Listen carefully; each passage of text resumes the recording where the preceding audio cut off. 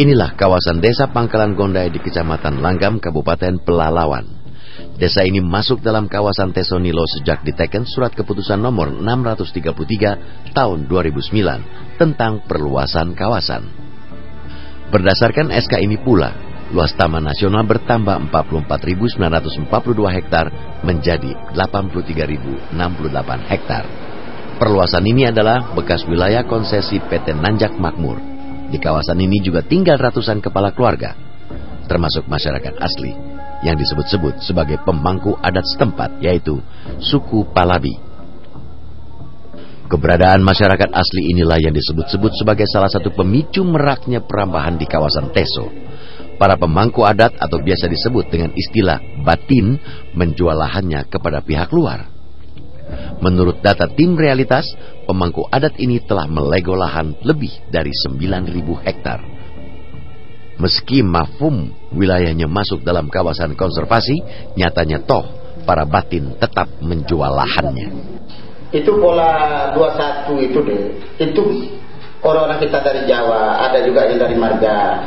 Coba orang itu datang dari jauh tuh. Coba di Jawa itu angka penduduknya kan terlalu sesama tahu kita. Dan di Jakarta yang kan banyak ini bolong-bolong. Semakin inilah keluarga-keluarganya datang sini. Coba di kamu lah Pak, bagaimana Pak, ada tanah bantu Pak kami untuk ladang Pak. Kalau sampai sejauh ini bapak-bapak ada ingat tidak Pak, atau ada semacam catatan begitu, sudah berapa banyak sih Pak yang dikeluarkan untuk tadi itu pembagian 21 atau yang lain-lain? Kalau wilayah yang kita kalau perjanjian dulu itu lebih kurang 750 hektar itu, katakanlah 800 hektar. Itu kapan terakhir kali Pak ada yang kapan terakhir kali atau ada yang minta gitu? Enggak, kalau sekarang udah tutup itu, tak ada lagi. Tidak ada lagi, tidak berjalan lagi. Hilang itu kan sudah tutup, sudah lama. Kenapa ya Pak? Iya, kalau masalah itu kan tempat apa yang tidak ada lagi. Kita cuman masyarakat itu tentu sekali yang dulu misalnya datang di situ belum bikin rumah, sekarang kan udah bikin rumah. Baru dimulai dikelola. Dulu lah masih ditumbang tapi belum ditanam. Sekarang baru mulai ditanam. Jual beli lahan ini selalu dilakukan dengan kedok bagi hasil atau bahkan hibah. Mirisnya, transaksi jual beli lahan yang luasnya bisa mencapai ribuan hektar ini cukup dilegalkan hanya dengan selembar surat yang ditandatangani para batin. Contohnya adalah kelompok jantan Midin dari desa Air Hitam. Pada tahun 2005, kelompok ini memperoleh lahan seluas 1.250 hektar dan diperluas menjadi 3.000 hektar di tahun 2007. Aksi ilegal makin langgeng lantaran gayung bersambut. Kepala desa menguatkan bukti kepemilikan dengan menerbitkan surat keterangan tanah atau SKT. Tim realitas melakukan penelusuran di beberapa lokasi perkebunan ilegal di Tesonilo. Lokasinya tidak terlalu sulit dijangkau karena bisa dipastikan mempunyai akses jalan masuk yang terhubung langsung dengan ruas jalan poros. Jaraknya pun tak jauh, sekitar 1 km dari jalan poros. Jadi, jangan heran, di balik deretan pepohonan hutan industri ini hanya beberapa ratus meter ke dalam, kondisinya sudah gundul. Kawasan berbukit pun disulap menjadi lawan sawit yang luas. Ini merupakan kawasan perluasan desa Palabijaya.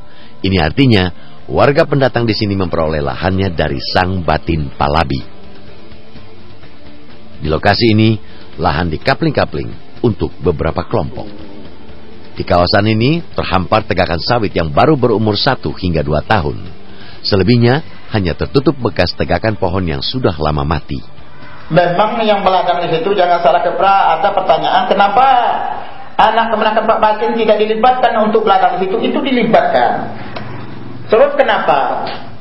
Masyarakat itu tidak mau ke sana, dia jauh. Sedangkan hutan itu tak pernah ditempati sama kita, orang hutan itu kan habis deh. Daripada habis hutan itu, kami membuat kebijakan sebagai nenek mama, diadakanlah pola 21. Modus ilegal seperti ini acap kali justru disahkan oleh aparat desa. Hal ini dilakukan hampir di semua wilayah di kawasan Teso. Saya tidak pernah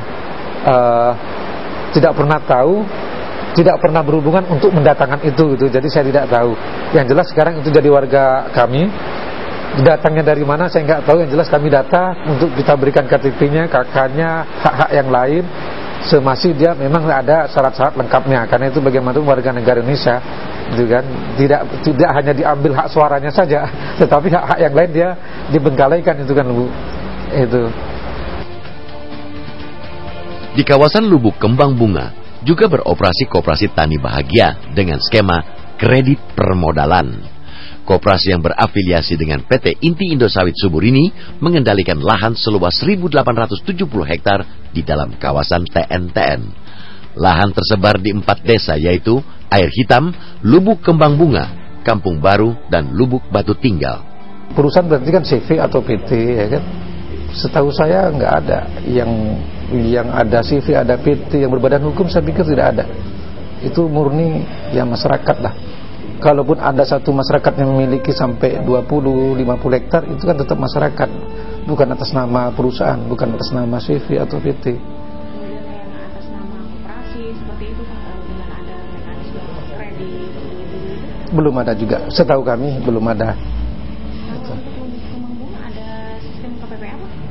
Tani Bahagia? Tidak ada juga. Nah ini dia.